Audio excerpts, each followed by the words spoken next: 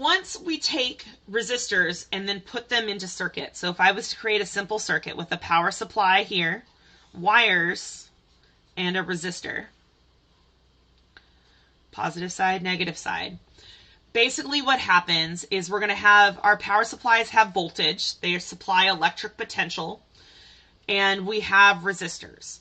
And then there is going to be some sort of current that flows, conventional current, from the positive side back to the negative side. So what we picture resistance is doing is it reduces the current that can be supplied by our power source. So this is kind of showing that like the resistor kind of restricts the flow of current. Now, one thing that we have to be very, very careful of is that in order for charge to be conserved, basically the current has to be the same everywhere in this simple circuit. So it's not like my current's flowing really fast and then it hits a stop sign and then it goes slow. The current, we assume, is the same everywhere in a circuit. When you start working with the online simulations, you'll be able to see that. So the rule, it's not even a law, the rule that relates the potential voltage, the current, and the resistance is what we call Ohm's law. It's not a law because it's not valid in every case, but for cases that have that we'll be seeing in our class, Ohm's law is going to be close. It's going to be pretty good. So Ohm's law states that the potential difference, the voltage, is going to be the product of current and resistance. Think of it kind of like current is equal to voltage over resistance. If I supply a constant power source here, if I increase the resistance, that is going to decrease the current. And that's what's being shown right here. If I rearrange Ohm's law, I can say that I is delta V times 1 over R. So that if I was to plot I on the y-axis, 1 over R on the x-axis, my slope is going to be that potential difference. So materials that perfectly obey Ohm's law, and that basically as you increase the voltage, the current increases linearly so that this slope is constant, materials that have that relationship are called ohmic materials. They don't actually exist because, as we saw, if my current's increasing, that's going to cause, and it's going to cause more collisions. As those electrons are moving faster, that's going to cause more heat. And basically, as you supply a larger current, your wires start to heat up. So if you've ever had a battery on a phone, you felt a hot wire or anything like that, that's due to the fact that as larger and larger currents run through, that is going to cause an increase in the resistivity due to an increase in temperature. So really, most materials have a curved graph so that the slope of 1 over R, my resistance increases over as my voltage and current increase. So that would cause my slope to actually flatten out. So real materials kind of do this. And what ends up happening is you get this curve. And as long as you are at low voltages and currents, Ohm's law is pretty good and valid for what we need. But when those wires start heating up, you're going to start to deviate. And you're going to need larger and larger voltages to create the necessary current that you need for whatever project you're doing. All right, so in lab, you are going to be taking measurements of current, voltage, and resistance. So in order to understand kind of the meaning of your measurements, you have to kind of understand how they're actually taken. Now, you may be doing lab in person or online. Either way, you're going to be taking measurements using different devices. If you're working online, some of the simulations actually have simulated multimeters. Others just have little probes that you stick in places and give you particular values. We'll be doing a mix kind of those with the PHYS simulation for your Ohm's law lab. So starting with voltage, voltage is, of course, our electric potential difference, delta V. Electric potential difference can be created by sources like batteries and power supplies, and it can also be lost by resistors, because as your current flows through a resistor, that's going to cause a drop in energy. And so as you lose energy and convert some of your electric potential energy into heat, that causes a voltage drop. So I could measure the voltage of, say, a power supply by putting my probes on either side of my power supply and just touching them to either side. So you can see here that my red and black probes, red is usually used for the positive side, black is used for the negative side, is touch the conductive sides on either side of a current. So if this was my power supply here, I could measure the voltage rise of that power supply, how much voltage is being supplied by that power supply. At the same time, this is like the European version of a lamp. So that's like an incandescent lamp. That's the US version. It's kind of like a loop inside representing the filament. If I instead put that multimeter here on either side of the conductive parts of that light bulb, then instead I'm measuring the voltage drop, basically how much energy, how much potential is being lost by that resistor converted to heat. So this is measuring a voltage rise, and this is measuring a voltage drop. And you can measure that voltage drop for any single component, or you could also measure it for an entire circuit. And I could put that in different locations. So instead I could measure like if I put my probe here, the red probe here, because that's my positive side, and I put my black probe here on the other side, I could instead measure this, and that would actually give me the voltage drop across both of those lamps. And actually, if you look, that's actually very similar to the measurement that I would get here, except for the difference in the wires. So one thing that we assume when we're taking measurements in circuits is we assume that our wires have zero resistance. Now, technically they do have resistance because there's no such thing as a perfect conductor. But what we assume is that resistance is so small compared to the resistance of our lamps and resistors and other devices that they are having a negligible effect on our current. But that's actually what contributes to a lot of the error in labs. So if I assume that my wires have no resistance, then this point and that point are actually at the same potential. So when you're measuring voltage, I want you to picture this. So let's picture that this is a 9-volt battery. So that 9-volt battery tells me that delta V is equal to 9 volts. But it doesn't tell me where 0 volts is. So usually what we assume when analyzing circuits is we assume that the negative terminal, which we call ground, is 0 volts. And then I could assume that this positive side is 9 volts. So we know that resistance causes a loss of energy into heat. So if I start with 9 volts of potential, if I assume that my wires have no resistance, then everywhere along this wire, all the way up until my lamp, is going to have a 9-volt potential. And then we're going to have some sort of drop in potential for this first lamp. Okay, so we are going to have on this other side of this lamp 9 volts minus whatever that delta V1 is, and we're going to have a lower amount of potential.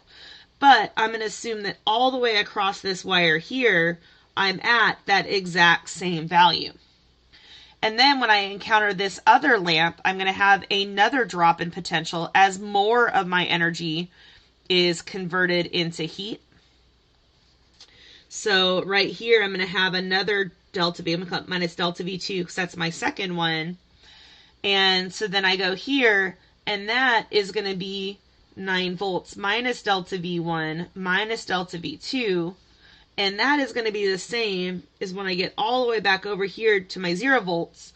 And I'm going to assume that since this side of it was 0 volts, this whole wire has to be at 0 volts.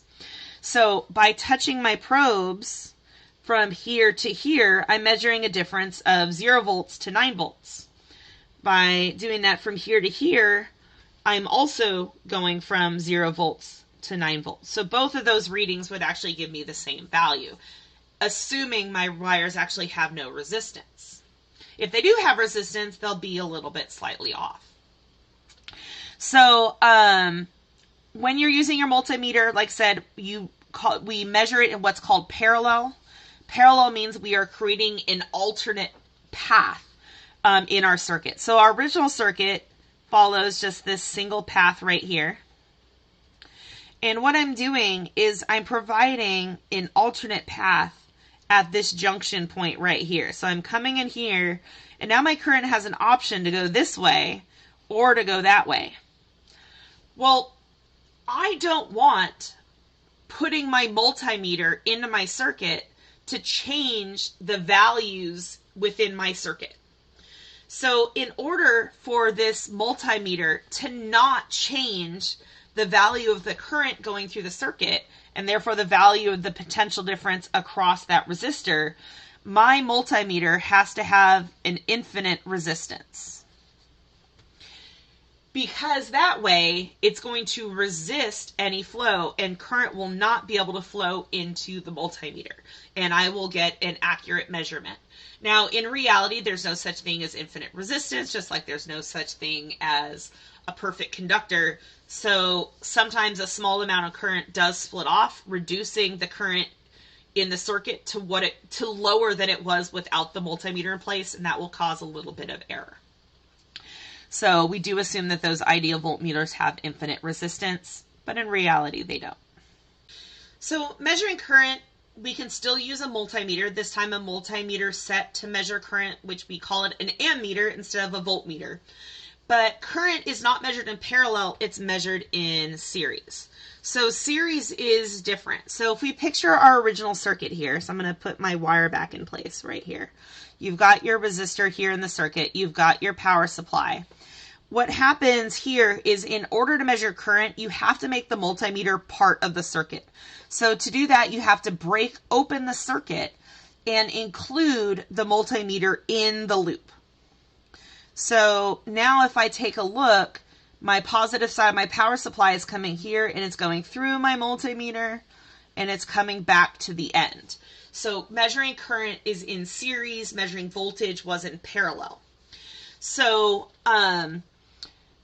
if you get a negative current reading, it just means that your probes are flipped because it's meant for the positive side of your probe to be on the positive side of your battery.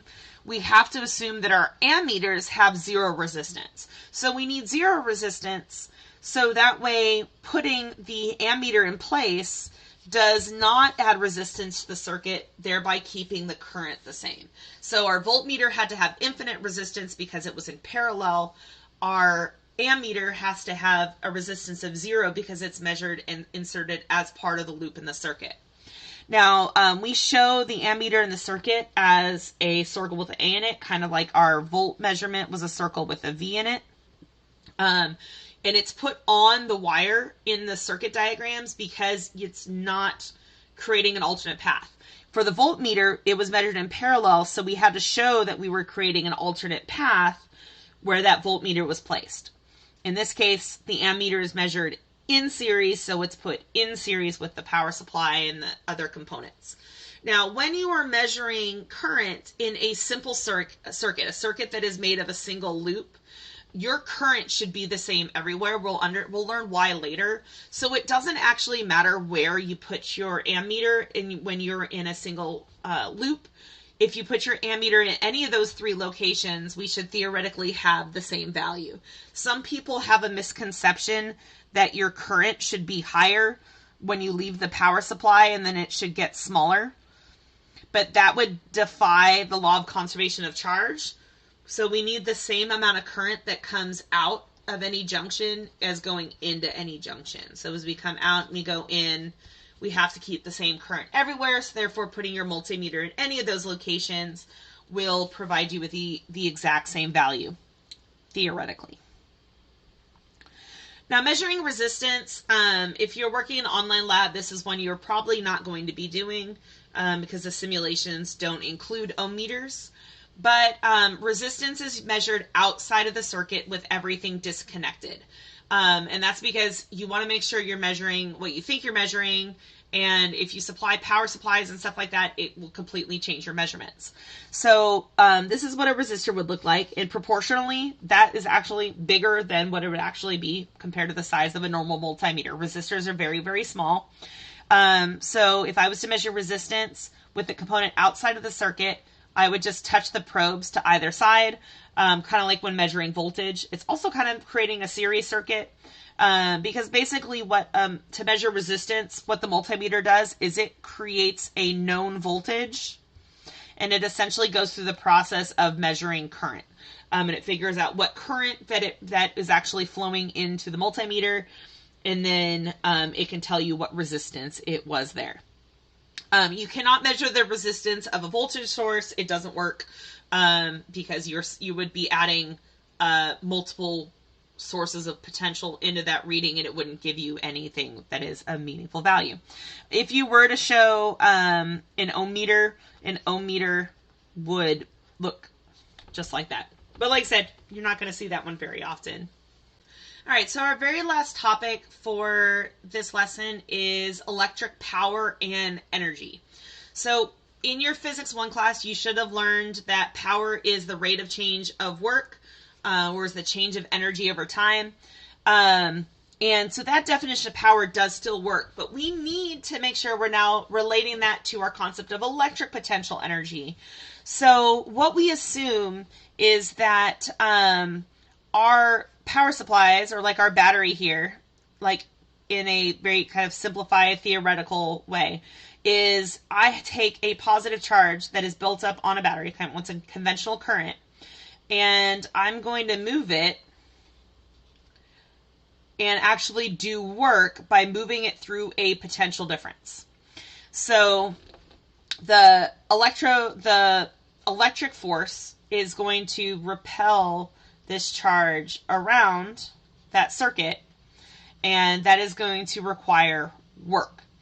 And that amount of work is causing a change in energy of that positive charge, because it's going from high energy, where it's got that repulsive force, to low potential, where it's being attracted in.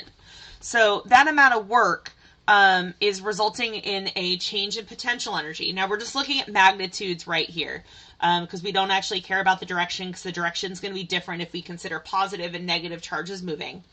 So our work is just going to equal the magnitude of the change in potential energy, which is going to equal Q times delta V, where Q is the charge of our charge carrier that is moving through the circuit. Now, if I break this down to an infinitesimally small amount of charge, we can replace Q with dQ and dW there. So that infinitesimal charge is going to have an infinitesimally small charge is going to have an infinitesimally small amount of work done on it to go through a particular potential difference. Now, what we can do is we can then take that definition of work and plug it in here into our power equation.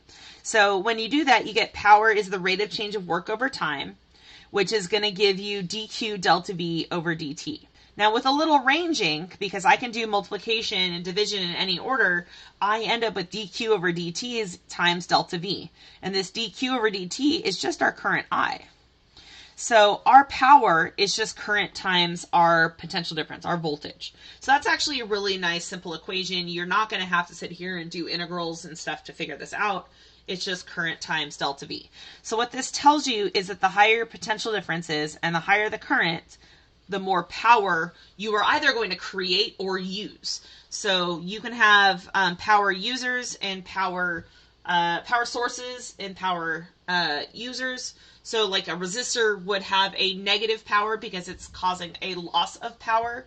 And your power supply, your battery, would have positive power because it's creating an increase in kind of energy as it goes through. So the instantaneous power in a circuit is I times delta V. But using Ohm's law, we can manipulate that into other versions of the equation. Now, I believe this is the one that is on your formula sheet. So you can use these, but you'd have to show where they came from. And there's different reasons why I would want to use this. So, for example, I actually use this version of the equation a lot more often than any of the others. Because if I picture it, if I plug in a power supply, like a battery, I know that that battery, say, is going to be 9 volts, or I'm going to turn the dial on the power supply to 6 volts. I usually know the voltage of my power supply. I also, if I look at those resistors with their color codes, I often know the value of my resistors as well. So if I know my voltage and I know my resistance, I don't have to calculate current or measure current to find power. So that's the version of this equation that I often like to work with, because it's based on what I know. On the other hand, if you've been working with a circuit and you've got an ammeter in place and you've already measured current and you don't know your resistance, or you're using like a lamp that doesn't have a fixed value of resistance, then maybe this equation is better if you're using an ammeter and a voltmeter to get measurements. Additionally, you can relate that power to energy, because we know that the average power is also equal to the change in energy over time. And this is important because when you have your own household, you have your own apartment, you have to go pay your power bill, you're actually paying an energy bill. You're actually paying for the energy that you're using, which is why we have energy companies, but it's not actually power. And we'll see that here in an example problem. So here in our example, we are looking at a electric heater that is drawing 15 amps on a 120 volt line. So that is a standard household line. 15 amps is a pretty high power draw, current draw anyways. And we want to know how much power does it use and how much does it cost per 30-day month if it operates 3.0 hours per day, and the electric company charges 10.5 cents per kilowatt hour. And we're going to assume that it's DC current, even though it's not actually DC current, because our household supplies AC current, but we're not handling the AC current, so we're just going to assume it's a DC heater. So what we've been provided with is we have been provided with a current that is 15.0 amps. We have been provided with our potential difference, which is 120 volts. We have found that our delta T is going to be 30 days for 3 hours a day. So when we're looking at delta T in those equations, we do need to convert to seconds. And then we basically found that our energy cost is 10.5 cents per kilowatt hour. We'll talk about that kilowatt hour here in a minute. So this is the information that we're provided. So let's look at the first part of this. An electric heater draws 15.0 amps on a 120 volt line. How much power does it use? Well, this one's nice and straightforward because power is equal to current times voltage. We just have to take our 15.0 amps times our 120 volts. And that is going to give us a value of 1800 watts. Now you notice the answer up here is in kilowatts, and you saw in our setup that our energy cost was in kilowatts. So to convert the 1800 watts to kilowatts, you just divide by 1,000. So we have 1.8 kilowatts. So now we want to look at how much it's going to cost to run this heater for 30 days, for 3 hours per day. So our power is the change in energy over the change in time. And so I could rearrange that to solve for energy. It's going to be power times the change in time. So we've already found our power. It's 1.8 kilowatts. And the amount of time is going to be 30 days, times 3 hours for every 1 day. So when we plug that in, we get amount of energy is 162, and that will be in kilowatt hours because the days cancel. And that was the unit that we're in here. So then we just need to multiply by 10.5 cents. Or I can do, in terms of dollars, $0.105. And I get 162 times 0.105. That's going to give me amount of energy that is going to be about Sorry. Change in energy is going to be $17.01 based on the rounding in that problem.